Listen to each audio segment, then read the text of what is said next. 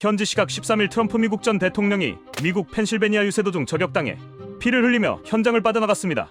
사건을 내막은 지지자들 앞에서 연설을 시작한 지 6분 정도 지났을 무렵 지붕에서 쏜 저격범의 총탄이 트럼프 오른쪽 귀에 스쳤고 위협을 느낀 트럼프 경호원들은 트럼프 주위를 감싸 인간 방패막을 만들었습니다. 경호원들은 트럼프의 안전을 확인했고 트럼프는 일어나기 시작했죠. 오른쪽 귀에 피를 흘린 채 트럼프는 싸우자라며 주먹을 불끈 쥐어 지지자들 앞에서 자신의 강함을 보여주었습니다. 그러자 지지자들은 환호성을 질러 유세 현장을 더욱 뜨겁게 달궜고 일론 머스크와 바이든 또한 트럼프가 안전해서 감사하다라며 가슴을 쓸어내렸다고 합니다. 그런데 이 사건에서 갑자기 한국이 뜨거운 감자로 대두되고 있습니다. 현재 미국의 의회는 한국의 소식으로 대단한 설전이 벌어지고 있습니다. 여러 미국의 의원들은 곧장 뉴스를 통해 보도되고 있고 이는 많은 해외 네티즌들에게도 격렬한 논쟁을 벌이게 하고 있는데요. 한국을 반드시 막아야 한다. 한국을 이대로 둘 수 없다. 세계의 무수한 네티즌들을 경악시킨 한국의 이것은 무엇일까요? And South Korean nuclear latency will develop to the point where. So, Lamy, you've written that rather than full-on developing its own nuclear weapons, South Korea is more likely to pursue nuclear hedging. South Korea has very sophisticated missiles delivery mechanisms, and if South Korea acquires nuclear fissile material capability, South Korea can build nuclear weapons and a workable nuclear arsenal pretty quickly, as some of you mentioned. 미국 의회 의원들과 수많은 해외 네티즌들의 관심이 한국에 쏠렸던 이유는 바로 핵무기 때문이었습니다. 앞선 영상은 아시아 태평양 안보연구소의 간부와 미국 한국경제연구소의 박사들이 모여 한국의 핵 보유에 대한 논쟁을 펼쳤던 장면인데요. 세계에서 내로라 하는 전문가들은 하나같이 한국의 핵 보유는 시간 문제일 뿐이다라는 답변을 했습니다. 그들이 한국의 기술력을 고평가하는 근거는 바로 핵을 제외한 기존의 군사력 역시 타국보다 월등했기 때문이죠. 이미 높은 수준의 군사력을 가진 한국이기에 핵을 만들겠다는 의지만 있다면 얼마든지 핵을 만들 수 있다는 의견을 내놓고 있는 것인데요. 더욱 놀라운 것은 미국의 전 대통령인 트럼프가 한국의 핵 보유를 지지했기 때문입니다. 현재 장기화된 러시아와 우크라이나 전쟁을 필두로 세계 정세는 급격히 흔들리고 있습니다. 과거 냉전에서부터 이어진 중국과 러시아 세력과 그 외의 세계 정부는 날로 첨예하게 대립하고 있는데요. 이러한 가운데 중국은 대만을 향해 총구를 겨누기 시작했고 더더욱 세계는 국가 안보의 위기감을 느끼게 되었죠. 대만은 죽음의 섬이 될 것이다. 선전포고와 같은 말을 남기고는 중국은 대만을 포위하며 전격 봉쇄하기 시작했는데요. 실제로 대만 인근 44km까지 접근하는 위협적인 중국의 모습에 국제 정서는 한 번 더 거세게 흔들리기 시작했습니다. 44km는 고작 서울의 강남 강동 지역에서 일산에 도착하는 수준의 거리인데요. 그야말로 코앞까지 군함을 들이밀며 대만을 압박하는 중국의 모습에 많은 이들은 세계 3차 대전이 열릴 수 있다라는 위협감까지 느끼고 있는 형국입니다. 당연하게도 이러한 사태에 각국 정부의 고위 인사가 군사대책을 발표하는 것은 당연한 일이었는데요. 중국을 더 거세게 압박해야 한다. 중국의 만행은 퍼포먼스 정도로 끝날 것이다. 중국의 행동을 국제적으로 비난해야 한다. 여러 의견이 갈리는 가운데 단연 화제는 중국과 가장 인근에 있는 나라 중 하나인 한국에 대해 의견을 발표한 트럼프 전 대통령의 말이었습니다. 한국의 자체 핵무장도 고려해야 한다. 트럼프 전 대통령은 높은 국방 수준을 가진 대한민국에 주한미군이 주둔하는 것은 의미가 없고 오히려 핵을 보유할 능력이 충분한 한국이 핵을 보유하고 있는 것이 실질적인 이득이라는 의견을 냈죠.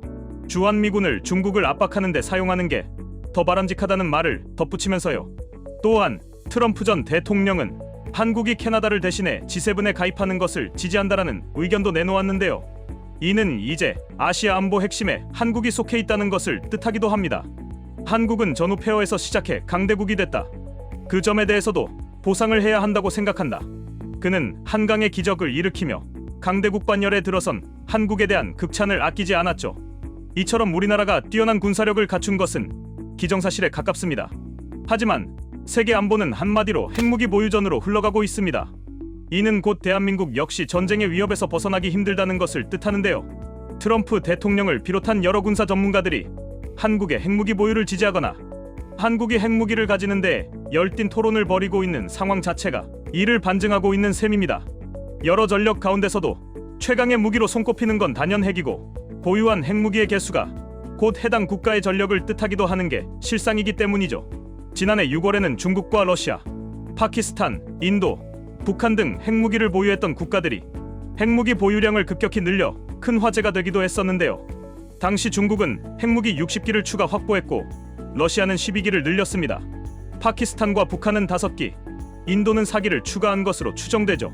이 국가 중 핵무기를 눈에 띄게 늘린 중국은 그로부터 약 1년이 채 지나지도 않은 시점에 인근 나라를 향한 무력 시위를 시작한 것인데, 이는 핵무기를 세계에서 가장 많이 보유한 나라 중 하나인 중국이 어떤 나라와 전쟁을 치러도 혹은 국가 연합을 상대로도 승리할 자신감이 있다는 의미이기도 합니다. 그렇기에 최근 트럼프가 한국에 대한 찬사만을 늘어놓았던 것은 아닌데요. 그는 한국이 핵무기를 보유해야만 하는 당위성에 대해서도 의견을 냈는데요. 중국이 대만의 승리를 거두면 다음은 한반도가 될 수 있다. 한국은 미국의 재래식 전력 지원에 대한 기대를 줄이고 직접 한반도를 방어해야 한다. 한국의 독자적 핵무장까지 고려한 모든 카드를 테이블 위에 올려야 한다. 중국의 다음 목표는 한국이 될 수 있고 가능한 한 최선의 선택지들을 준비해야 한다는 트럼프의 발언은 현재 사태의 심각성을 강조하는 동시에 한국 역시 핵무기의 보유가 필요하다며 재차 강조한 것이죠. 그렇기에 국내에서 진행된 여러 설문조사에서는 무수한 한국인들이 핵을 보유하는데 찬성한다는 의견을 내곤 하는데요. 실제로 중국이 핵무기를 무려 60기나 추가 확보했던 지난해 6월에는 국민의 60%가 핵무기를 보유해야 한다는 의사를 표명했고, 그내는 국내 안보 전문가 3명 중 1명은 핵무기 보유에 동의한다는 뜻을 밝히기도 했습니다. 즉, 한국인들 역시 한국이 핵 보유가 절실하다는 것을 깨닫고 있다는 것이죠. 핵을 보유한다는 것이 대한민국의 안보에 큰 자산이 되어줄 수 있다는 것은 의심할 여지가 없지만, 과거에서부터 한국은 핵을 보유하지 않고도 핵 보유국보다 뛰어난 전력을 가진 국가로 불려오곤 했습니다. 실제로 대한민국은 한국의 군사 무기 개발 소식이 무척이나 공포스럽다. 해외 네티즌들의 반응이 숱하게 화제가 되기도 했었는데요. 그도 그럴 것이 최근 몇 년간 우리나라는 부쩍 국방력 강화에 힘을 쓰고 있습니다. 6.8mm STR 돌격소총, K-12 기관총, K-600 장애물 개척전차, 기존보다 50% 이상 폭발력이 강한 포탄 등 육군력의 대단한 증강을 하는 동시에 안창호함까지 취역시키며 해군력 역시 발전을 멈추지 않고 있음을 시사했죠. 이 자체만으로도 많은 이들은 감탄의 박수를 보냈지만 국방부는 더 놀라운 소식들을 공개했습니다. 한국형 경항모, 한국형 F-35 보람에 스텔스 기술, 한국형 SLBM까지 등장했죠.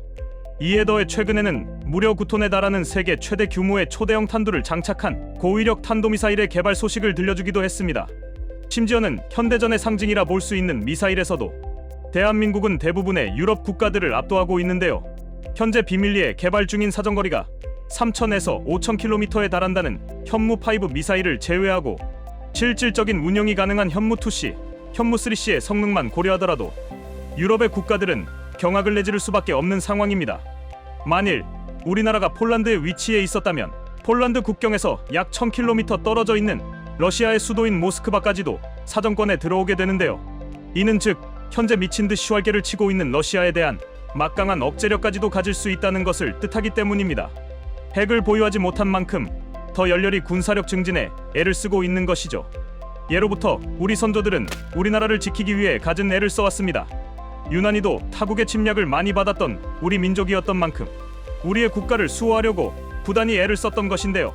세계의 안보가 급격히 흔들리고 있는 지금 대한민국의 안전한 미래를 위해 나라가 현명한 결단을 내려줄 것을 기대해봅니다. 지금까지 밀리터리 르포 TV였습니다. 감사합니다.